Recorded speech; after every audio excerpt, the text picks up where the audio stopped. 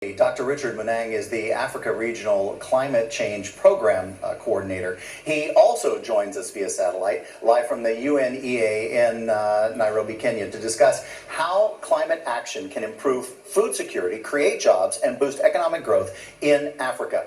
Thank you so much for joining us, Dr. Munang. It's a pleasure to have you here on the show. Right now, the world is facing the largest humanitarian crisis probably since the UN was concepted.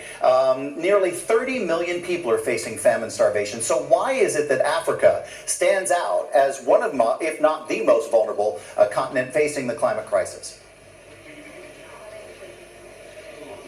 Yeah, thank you very much for having me on the 24 Hours Reality.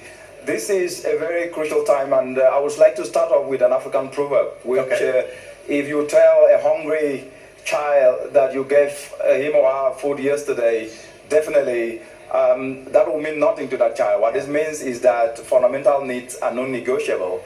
And if you look at the African continent today, agriculture is actually one of the crucial sectors that is not only providing food, but at the same time sustaining livelihoods. And 65% of the entire continent workforce depends on the agricultural sector.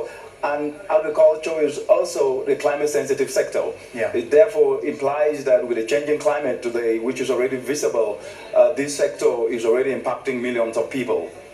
Now, we've seen frequent droughts and actually floods, and they've impacted that agriculture you're just talking about, and even infrastructure there in Africa. How have these extreme events been affecting the people where they're living? And let's talk about the poorest who are affected most.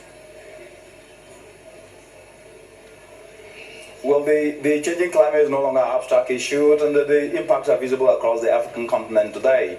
On the 4th of August 2017, the mudslides in Sierra Leone was a glaring example of these impacts, whereby Freetown received almost 300% the amount of rainfall that it's been receiving. That is part of the extreme events that have been escalated by the changing climate, down to the Democratic Republic of Congo, where the mudslides actually killed 200 people, down to Nigeria, where 100,000 people were displaced, and right to Eastern Africa, where we have Kenya and East Africa today. 25.5 million people are under siege as a result of drought, and almost about 3.5 million children are suffering acute impacts of malnutrition. So this is already showing that people are suffering, but more importantly, what is happening is that the changing climate is already pushing people to the wall and causing so many to seek sanctuaries in countries not their own. So what is important at the moment is to move from